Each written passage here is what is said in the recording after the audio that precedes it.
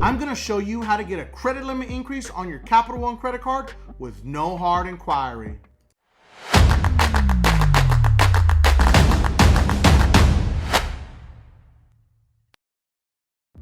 On today's episode, we're gonna cover all the do's and don'ts and all the things that you need to know about Capital One to help you get that credit limit increase. Because there's a lot of bad information out there that has you really confused. But on today's episode, we're gonna clear that all. But make sure you watch till the end because I'm gonna walk you through step by step how to get that credit limit increase. Welcome back to the channel. I'm Mike the Credit Guy. I'm the owner and founder of Limitless Culture. We created the most advanced DIY credit management system in the industry. Our system allows you to take control of your credit, creating custom Metro 2 attack letters every single round, never using templates for only $55.99 a month. Link is always going to be in the description. Now let's get into this video. A lot of people do not understand that it's super valuable to have Capital One on your credit profile because you want to have at least 3 to 5 big banks on your credit profile. Who are those big banks? Capital One, very clearly, they're one of the largest subprime lenders in the United States. Then you have Discover Bank, American Express, Citibank, and then who else? Chase. Those are the 5 big banks that you want on your credit profile.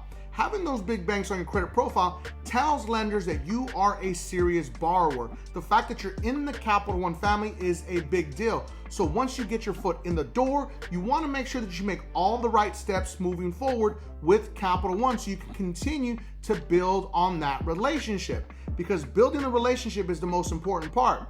But you need to understand how exactly to use your credit card properly with Capital One.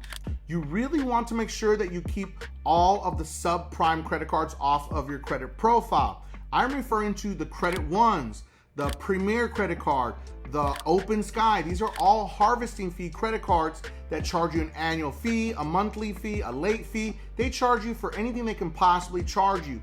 And you want to keep those off your credit profile because even if you close it, it's going to stay on your credit report for up to 10 years. You could have easily got the Capital One Platinum Secured card. Now, you can see this is a really old credit card. This was my 3rd credit card I got when I was 26 years old. I had no idea how valuable it was for me, and I made a lot of bad mistakes with Capital One along the way. So I'm gonna make sure that you don't make those mistakes and you get yourself back on track with Capital One.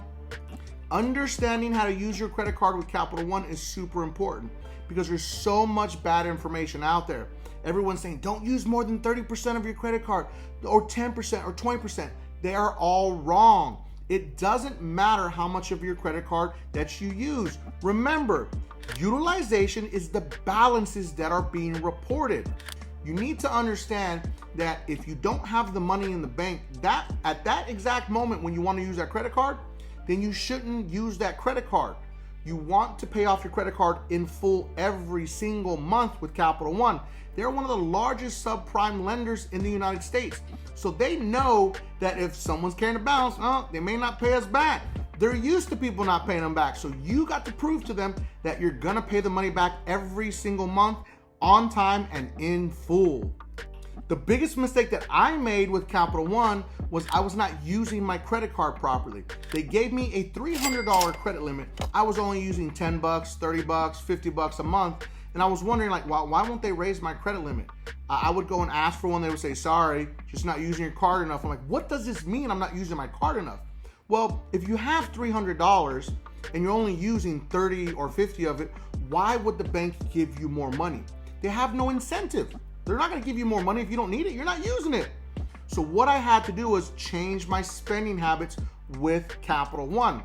I started using my Capital One credit card to pay for my cell phone, my car insurance, my gas for my car, and then I would pay it off immediately. So I would pay my cell phone with my credit card, and then the next day, once it posted, I would make that payment immediately. I was using over $1,500 a month with my actual Capital One credit card that only had a $300 credit limit.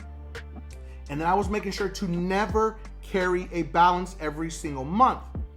And I tested this out for a solid 6 months and nothing happened. And I was like, all right, well, I'll just wait a little longer. So then once I hit 8 months, then I went and I requested a credit limit increase and bam, they actually made it happen. Now, they didn't give me my deposit back yet, but they did increase me from $300 all the way up to $2,500. Last part is the most important. Another huge thing that you may not know about Capital One is when you get the secured card, the platinum card, they're gonna offer you another credit card. Don't take the offer. And the reason being is you want to either upgrade your specific platinum card to another credit card, or you want them to unsecure this platinum credit card. Because if they don't, now you have another Capital One credit card, which is perfectly fine. It's great. They gave you a Quicksilver or Quicksilver One or a Saver One, whatever it may be. They offered you another credit card. That's great, but you're still working on that relationship. That relationship hasn't graduated. You want them to graduate this specific secured card to an unsecured card and give you your money back. Because with Capital One, you can only have 4 Capital One credit cards, so you want to make sure that you don't get a bunch of more subprime credit cards. Now, what do I mean by that? This is something that nobody ever talks about. Capital One is on a tier system, okay? It starts off with the platinum card, the secured platinum card, then it goes to an unsecured platinum card. Then right after that is going to be the Quicksilver One card. After that is the Quicksilver card. Then after that is the Saver One card. Next is the Saver card. Next is the Venture One card. And then next is the Venture X card. You see how it goes there? You have to tier up with Capital One. So you want to make sure that you do this properly and you don't get all the other ones in the middle that we don't want, all the ones that have the one on them. All right, so you want to go into your Capital One credit card app. Open up the app, you're gonna pull up your card just like I did right here. As you can see, this is one of my oldest credit cards, the Quicksilver One. I got stuck with it because I didn't know what to do. I took the card offer just like a lot of people do. So, as you can see, it's a $2,500 credit limit. Go down to the very bottom of that and click on Profile. Once you click on Profile, you're going to see that there's going to be a thing that says Account Features. You want to click on Account Features and Settings. That's gonna open up the next option. The next option, as you can see on the screen, is going to say Request Credit Limit Increase. You need to follow these steps to a T. Do not deviate from them. Now, after you click that button, the screen's gonna pop up for employment status. Now, always make sure that you never ever put self-employed. If you are self-employed, you are employed by the business, so you choose employed. If you choose self-employed, it can potentially trigger a financial review. Now, I'm not saying it does for people to come into the comments, that never happened to me. Listen, I get it. I'm just forewarning you that it can potentially trigger that, and it can have a higher chance of denial because self-employment is a higher risk. So you don't want to put a higher risk on yourself.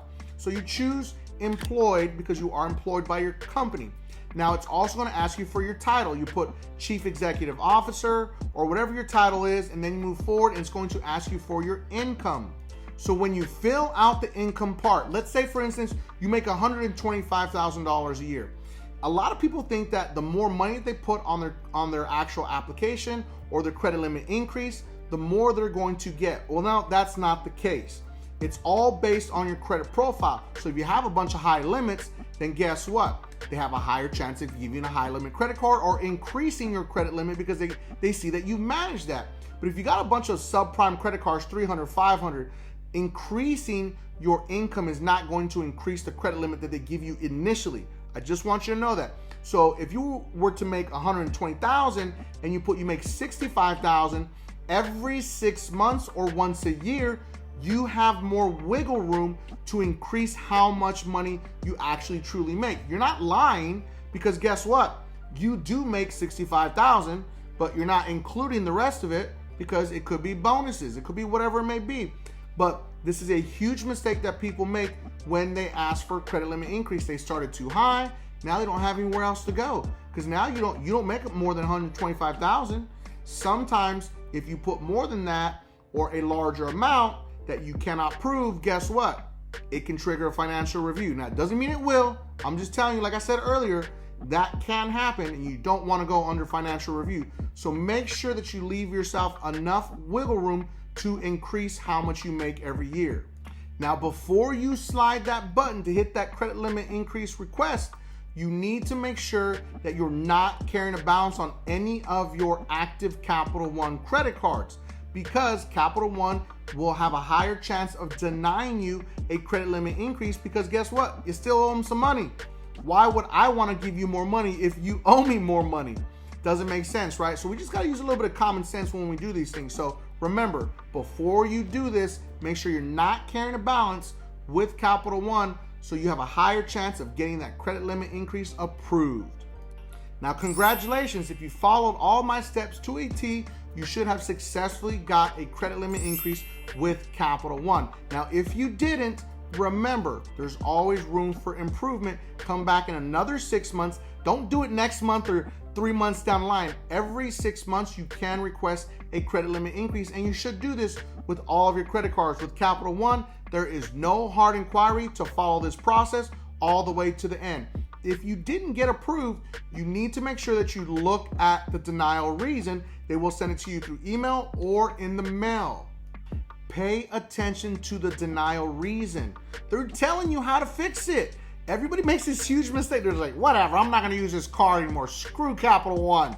No, you're really kind of messing up your relationship, and you can get to that Venture X credit card and that Saver credit card. Those are the two best credit cards in the Capital One eco family. So I hope you enjoyed this video. We covered a lot about Capital One, all the things that nobody else wants to tell you. If there's anything specific you want me to talk about, drop it in the comments section. You want me to talk about some more Capital One credit cards or any issues you have with Capital One, drop it in the comment section. Drop some emojis in there so we can get this video going so more people can watch it. And remember, this is all about you, our community. We cannot do it without you. If you have any more data points, drop them in the comments so everyone can learn and grow together, because that's what it's all about. Now, make sure that you watch the next 2 videos because they are recommended by YouTube. And don't forget, subscribe to increase your credit score.